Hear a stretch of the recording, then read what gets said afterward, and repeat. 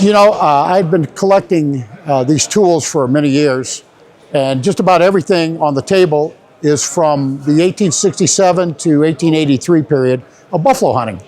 The last remnants of the buffaloes were 1883 in the Yellowstone area, northeast of Miles City, Montana. So Shon and I decided that we were going to put our love of single-shot rifles, and I started collecting original cartridge boxes, powder cans, and this tool belt was made by a leather maker in Clarksville, Missouri, but it was a replica of one in Miles City, Montana, the only one that I knew of. And Roy Marcoux and Ed Marin's book on the Sharps, the 4 volumes of Sharps, had these available for me to copy, and so I just had my leather worker make these. And these 2 rolling block here, this is a 13-pounder, this is 12 and a half. Those are actual Remington buffalo rifles, Remington 50-70, both are 50-70. And if we go here, we have a 40-50 Sharps bottleneck. Here we have a 45-70 Borchardt.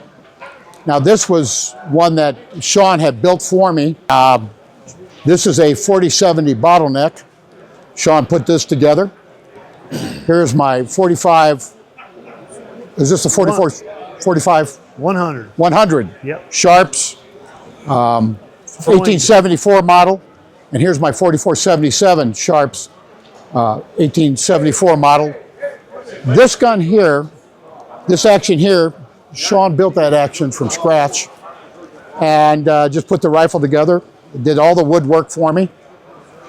And as we move down, we have some Remington reloading tools.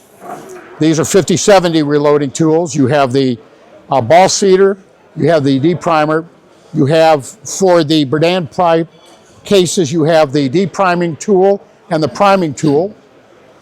And we have an original whiskey jug, cask I picked up. It holds 2 and 3/4 gallon. Here we have a photo of Moses Milner. He was a scout for Custer and some other generals. He, preeminent scout, he was known as California Joe, but he's not the California Joe that was in the Civil War era. And he was shot dead in Deadwood, South Dakota in 1876, unfortunately. And Wild Bill Hickok said he had 2 friends, his 1851 Colts and California Joe.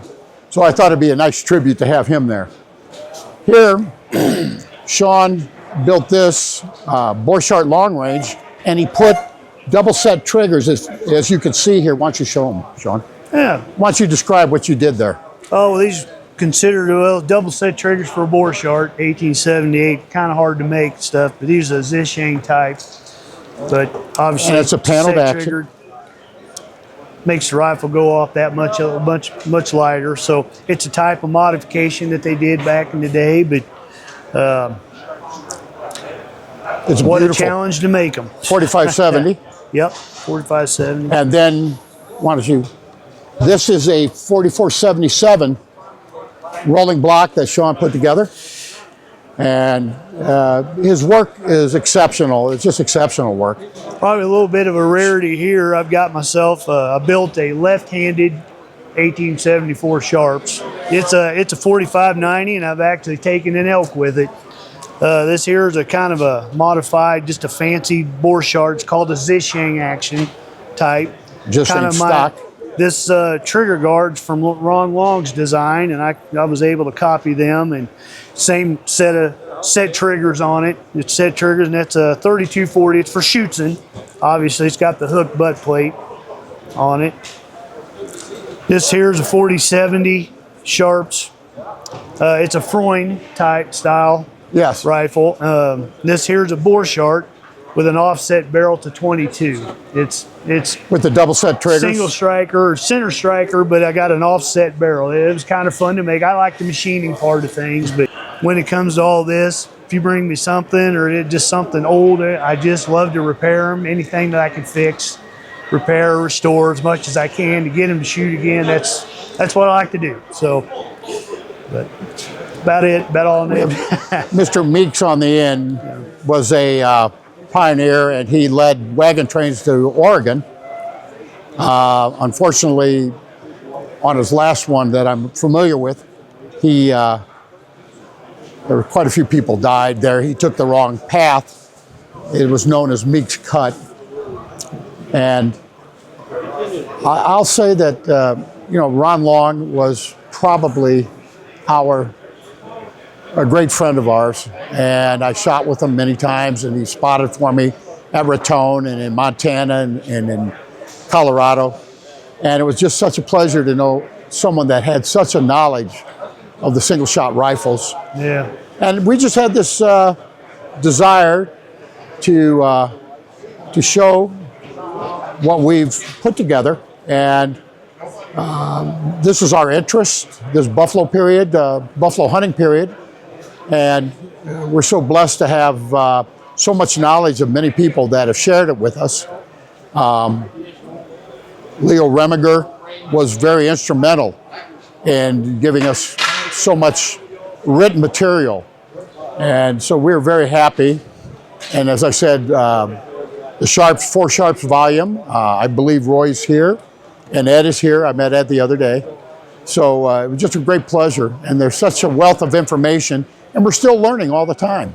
And it's just enjoyable. We just like doing this. Yep. It's a great pleasure. I do. And we'll continue to do it. We hope to be back here. Unfortunately, I ran out of room, so I'm going to have 3 tables next year because we have a lot more tools, and we're going to be happy to display those next year too. So it's just been a lifelong dream, and I've been doing it for many years. Shon's been doing it for many years and building rifles for me, repairing rifles, and his knowledge is probably just second only to Ron Long's knowledge because he mentored with Ron. So just look to add more tools, look to add more guns next year, and we just enjoy it.